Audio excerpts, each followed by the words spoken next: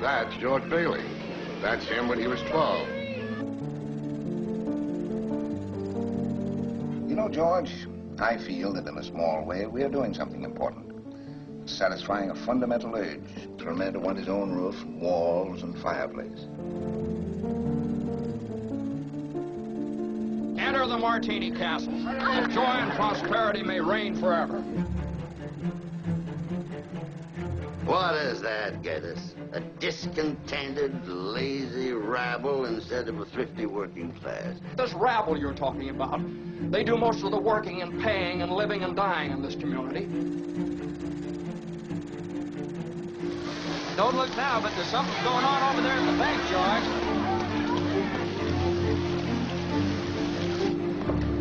I beg of you not to do this thing.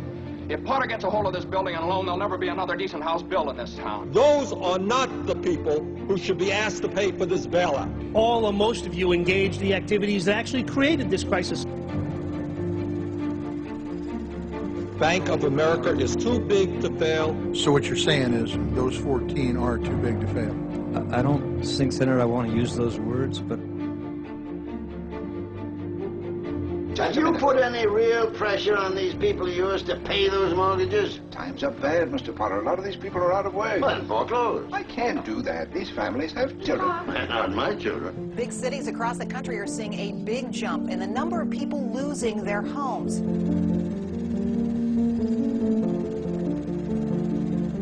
All right, now, Miss Thompson, how much do you want? But it's your own money, George. Never mind about that. How much do you want?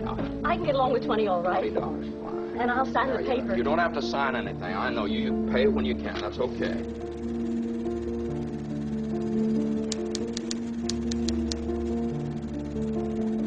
Millions and millions of dollars paid out in bonuses by the insurance giant AIG. The 20 largest bailed out banks received $283 billion in taxpayer money, and the executives running those 20 troubled banks still received enormous paychecks. We've got to find that money. Uncle Billy, look, do you realize what's going to happen if we don't find it? Banks are hoarding the money. It's like taking the American people's hard-earned tax dollars and slapping them in the face with it. Where's that money? Do you realize what this means? It means bankruptcy and scandal and prison. One of us is going to jail. Well, it's not going to be me.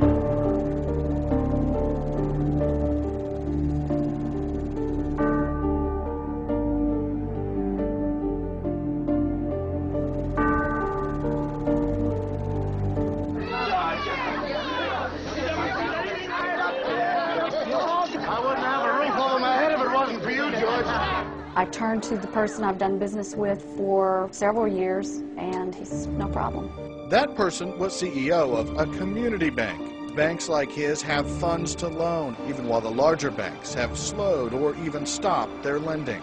I don't have one single penny in any of your banks, not one, because I don't want my money put into CDOs and credit default swaps and making humongous bonuses.